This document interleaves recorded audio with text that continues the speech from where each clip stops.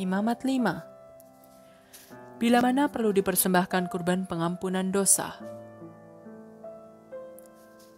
Kurban pengampunan dosa perlu dipersembahkan apabila seseorang secara resmi diminta memberi kesaksian di pengadilan tetapi tidak memberi keterangan tentang apa yang sudah dilihat atau didengarnya sehingga ia harus menanggung akibatnya.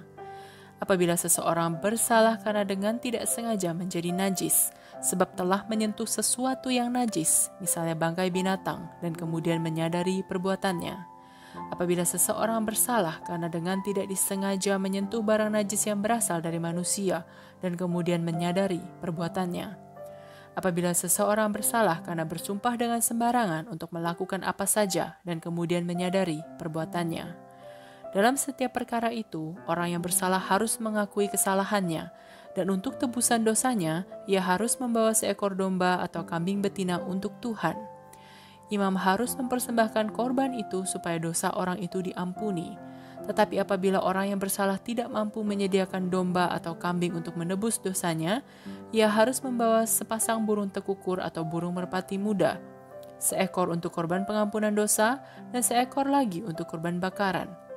Burung-burung itu harus dibawa kepada imam. Imam harus lebih dahulu mempersembahkan burung yang ditentukan untuk kurban pengampunan dosa. Leher burung itu harus dipuntir tetapi tak boleh sampai putus kepalanya. Darah burung itu harus dipercikan pada sisi mezbah dan selebihnya dipencet keluar pada dasar mezbah untuk kurban pengampunan dosa. Sesudah itu, imam mempersembahkan burung yang kedua untuk kurban bakaran sesuai dengan peraturan. Begitulah cara imam mempersembahkan kurban untuk dosa orang itu, maka ia akan diampuni Tuhan. Kalau orang yang bersalah tidak mampu menyediakan sepasang burung tekukur atau burung merpati untuk kurban pengampunan dosa, ia harus membawa 1 kilogram tepung. Tepung itu tidak boleh dicampur minyak zaitun atau disertai kemenyan, sebab kurban itu adalah kurban pengampunan dosa dan bukan kurban sajian. Tepung itu harus dibawa kepada imam. Imam harus mengambil segenggam dari tepung itu sebagai tanda bahwa seluruhnya sudah dikurbankan kepada Tuhan. Tepung yang segenggam itu harus dibakar di atas mezbah sebagai kurban makanan. Itulah kurbannya untuk pengampunan dosa. Begitulah cara imam mempersembahkan kurban untuk dosa orang itu, maka ia akan diampuni Tuhan. Tepung yang selebihnya adalah bagian imam, seperti pada kurban gandum. Kurban ganti rugi. Tuhan memberi kepada Musa peraturan-peraturan ini. Kalau seseorang dengan tidak sengaja berbuat dosa karena lalai dalam menyerahkan persembahan-persembahan yang diwajibkan untuk Tuhan, maka orang itu harus membawa kurban ganti rugi. Kurban itu harus seekor domba atau kambing jantan yang tidak ada cacatnya dan dinilai menurut harga yang berlaku di kemah Tuhan. Orang itu harus membayar apa yang dahulu dilalaikannya ditambah dengan 20%. Kemudian ia harus menyerahkan binatang itu kepada imam, dan imam mengorbankannya untuk dosa orang itu, maka ia akan diampuni Tuhan. Kalau seseorang dengan tidak sengaja berbuat dosa karena melanggar salah satu perintah Tuhan, orang itu bersalah dan harus menanggung akibatnya. Untuk kurban ganti rugi, ia harus membawa seekor domba atau kambing jantan yang tidak ada cacatnya dan dinilai menurut harga yang berlaku di kemah Tuhan. Imam mengorbankannya untuk dosa orang itu, maka ia akan diampuni Tuhan. Itulah korban ganti rugi untuk kesalahan yang dilakukannya terhadap Tuhan.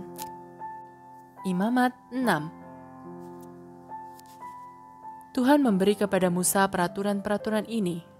Seseorang harus mempersembahkan kurban kalau ia berdosa terhadap Tuhan karena tak mau mengembalikan barang yang dititipkan kepadanya oleh sesamanya, atau menipu orang, mencuri barangnya, atau sudah menemukan barang yang hilang tetapi memungkirinya dengan sumpah. Orang yang bersalah itu harus membayar kembali semua yang diperolehnya dengan tidak jujur. Pada waktu ia kedapatan bersalah, ia harus membayar penuh kepada pemiliknya, ditambah 20%. Untuk kurban ganti rugi, orang itu harus mempersembahkan seekor domba atau kambing jantan yang tidak ada cacatnya dan dinilai menurut harga yang berlaku di kemah Tuhan. Imam mengorbankannya untuk dosa orang itu, maka ia akan diampuni Tuhan. Korban bakaran. Tuhan menyuruh Musa memberi kepada Harun dan anak-anaknya peraturan-peraturan ini tentang kurban yang dibakar seluruhnya. Imam harus meletakkan kurban bakaran di atas mezbah dan membiarkannya di situ sepanjang malam dan apinya harus menyala terus. Sesudah kurban itu menjadi abu, imam berpakaian celana pendek dan jubah dari kain linen, harus mengangkat abu berlemak itu dari atas mezbah dan menaruhnya di samping mezbah. Sesudah itu, ia harus ganti pakaian dan membawa abu itu keluar perkemahan ke tempat yang dikhususkan untuk itu. Setiap pagi, imam harus menaruh kayu api di atas mezbah, mengatur kurban bakaran di atasnya, dan membakar lemak dari kurban perdamaian. Api di atas mezbah harus terus menyala dan tidak boleh dibiarkan padam. Kurban sajian. Inilah peraturan-peraturan tentang kurban sajian untuk Tuhan. Kurban itu harus dibawa ke depan mezbah oleh seorang dari keturunan Harun. Ia harus mengambil segenggam tepung halus dengan minyak dan semua kemenyannya, lalu membakarnya di atas mezbah sebagai tanda bahwa seluruh kurban itu dipersembahkan kepada Tuhan. Bau kurban itu menyenangkan hati Tuhan. Tepung yang selebihnya harus dijadikan roti tak beragi dan dimakan oleh imam-imam di tempat yang khusus, yaitu di pelataran kemah Tuhan. Itulah bagian para imam yang diberikan Tuhan kepada mereka dari kurban makanan. Makanan itu sangat suci seperti kurban pengampunan dosa dan kurban ganti rugi. Untuk selama-lamanya, setiap orang laki-laki keturunan Harun boleh makan roti itu. Itulah bagian mereka yang tetap dari makanan yang dipersembahkan kepada Tuhan. Orang lain yang menyentuh makanan yang sudah dikurbankan itu akan mendapat celaka karena kekuatan kesuciannya. Tuhan memberi kepada Musa peraturan-peraturan ini tentang kurban pada pentahbisan seorang imam keturunan Harun. Pada hari ia ditahbiskan, ia harus mempersembahkan 1 kilogram tepung gandum kepada Tuhan. Separuhnya harus dipersembahkan pada waktu pagi dan sisanya pada waktu sore. Tepung itu harus dicampur dengan minyak lalu dibakar di atas panggangan, kemudian dibelah-belah dan dipersembahkan sebagai kurban sajian. Bau kurban itu menyenangkan hati Tuhan. Untuk selama-lamanya setiap keturunan Harun yang ditahbiskan menjadi imam agung harus mempersembahkan kurban itu. Seluruhnya harus dibakar untuk persembahan bagi Tuhan. Setiap kurban sajian yang dipersembahkan oleh imam harus dibakar seluruhnya, sedikit pun tidak boleh dimakan. Kurban pengampunan dosa.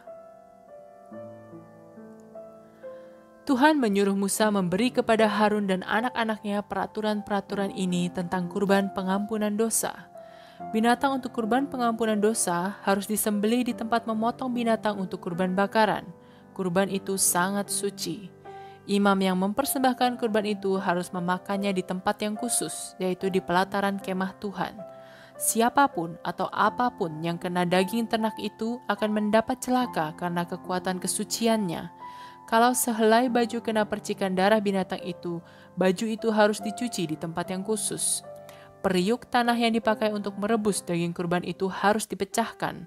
Kalau yang dipakai periuk logam, periuk itu harus digosok lalu dibersihkan dengan air. Setiap orang laki-laki dalam keluarga imam-imam boleh makan kurban yang sangat suci itu. Binatang untuk upacara pengampunan dosa yang diambil sebagian darahnya untuk dibawa ke ruang suci harus dibakar habis dan tak boleh dimakan.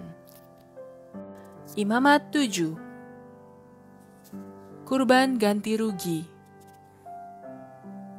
Inilah peraturan-peraturan tentang kurban ganti rugi. Kurban itu sangat suci. Binatang untuk kurban harus disembelih di tempat memotong binatang untuk kurban bakaran, lalu darahnya disiramkan pada keempat sisi mezbah. Imam harus mempersembahkan di atas mezbah semua lemak binatang itu, yaitu ekornya yang berlemak, lemak yang menutupi isi perutnya, ginjal dengan lemaknya, dan bagian yang paling baik dari hatinya. Semua itu harus dibakarnya di atas mezbah sebagai kurban makanan bagi Tuhan. Kurban itu adalah untuk kurban ganti rugi. Setiap orang laki-laki dalam keluarga imam-imam boleh makan daging kurban itu, tetapi mereka harus memakannya di tempat yang khusus, karena kurban itu sangat suci. Untuk kurban pengampunan dosa dan kurban ganti rugi, berlaku peraturan yang sama, yaitu daging ternak yang dikurbankan adalah bagian imam yang mempersembahkannya. Kulit ternak itu juga untuk imam. Setiap kurban sajian yang dibakar dalam pembakaran atau dimasak dalam kuali atau yang dipanggang menjadi bagian imam yang mempersembahkannya. Tetapi kurban sajian yang tidak dimasak, baik yang dicampur dengan minyak maupun yang kering, seluruhnya untuk imam-imam keturunan Harun dan harus dibagi rata antara mereka. Kurban perdamaian. Inilah peraturan-peraturan tentang kurban perdamaian yang dipersembahkan kepada Tuhan. Kalau kurban itu dipersembahkan untuk berterima kasih, maka dengan binatang itu harus dikurbankan juga roti yang tidak pakai ragi. Roti itu boleh yang tebal dari adonan tepung dengan minyak zaitun, boleh juga roti kering tipis yang dioles dengan minyak atau kue tepung yang dibuat dengan minyak zaitun. Selain itu, harus dipersembahkan juga roti yang dibuat pakai ragi. Dari tiap macam roti, sebagian harus dipersembahkan kepada Tuhan, dan itu bagian imam yang mengambil darah binatang itu dan menyiramkannya pada mezbah untuk kurban perdamaian. Dagingnya harus dimakan pada hari binatang itu dipersembahkan, sedikit pun tak boleh ditinggalkan sampai besok paginya. Apabila seseorang membawa kurban perdamaian untuk menepati kaulnya atau untuk kurban sukarela, tidak perlu seluruhnya dimakan pada hari itu juga. Bagian selebihnya boleh dimakan besoknya. Kalau pada hari yang ketiga masih ada sisanya, daging itu harus dibakar habis. Tetapi kalau pada hari yang ketiga daging itu dimakan juga, maka kurban itu tidak akan diterima dan tidak membawa berkat bagi orang itu, malah menjadi haram. Orang yang memakannya bersalah dan harus menanggung akibatnya. Daging yang kena sesuatu yang najis harus dibakar habis dan tak boleh dimakan. Daging kurban perdamaian hanya boleh dimakan oleh orang yang tidak najis. Kalau orang memakan daging itu pada waktu ia sedang najis, ia tidak lagi dianggap anggota umat Tuhan. Apabila seseorang makan daging kurban itu sesudah menyentuh sesuatu yang najis, baik yang berasal dari manusia maupun dari hewan, ia juga tidak lagi dianggap anggota umat Tuhan. Tuhan memberi kepada Musa peraturan-peraturan ini untuk bangsa Israel. Lemak sapi, domba atau kambing tidak boleh dimakan. Lemak binatang yang mati dengan sendirinya atau karena diterkam oleh binatang buas tak boleh dimakan, tetapi boleh dipakai untuk keperluan lain. Orang yang makan lemak binatang yang bisa dipersembahkan untuk kurban makanan bagi Allah tidak lagi dianggap anggota umat Tuhan. Orang Israel dimanapun ia tinggal tak boleh makan darah burung atau darah binatang lainnya. Siapa yang melanggar peraturan itu tidak lagi dianggap anggota umat Tuhan. Tuhan memberi kepada Musa peraturan-peraturan ini untuk bangsa Israel. Barang siapa membawa kurban perdamaian harus memisahkan sebagian untuk persembahan khusus bagi Tuhan. Ia sendiri harus membawa kurban makanan itu. Lemak dan dada binatang itu harus dipersembahkan sebagai persembahan unjukan bagi Tuhan. Imam harus membakar lemak binatang itu di atas mezbah, tetapi dadanya adalah bagian para imam. Paha kanannya harus diberikan sebagai sumbangan khusus kepada imam yang mempersembahkan darah dan lemak kurban perdamaian itu. Dada dan paha kanan adalah pemberian khusus yang diambil Tuhan dari persembahan unjukan bangsa Israel dan diberikan kepada para imam. Itulah sumbangan bangsa Israel bagi para imam untuk selama-lamanya. Dari makanan yang dipersembahkan kepada Tuhan, bagian itulah yang diberikannya kepada Harun dan anak-anaknya pada hari mereka ditahbiskan menjadi imam. Pada hari itu Tuhan memerintahkan bangsa Israel supaya dari persembahan mereka bagian itu untuk para imam. Peraturan ini harus ditaati bangsa Israel untuk selama-lamanya. Begitulah peraturan-peraturan tentang kurban bakaran, kurban sajian, kurban pengampunan dosa, kurban ganti rugi, kurban pentahbisan, dan kurban perdamaian. Tuhan memberi perintah-perintah itu kepada Musa di Gunung Sinai pada waktu ia menyuruh bangsa Israel mempersembahkan kurban di padang gurun Sinai.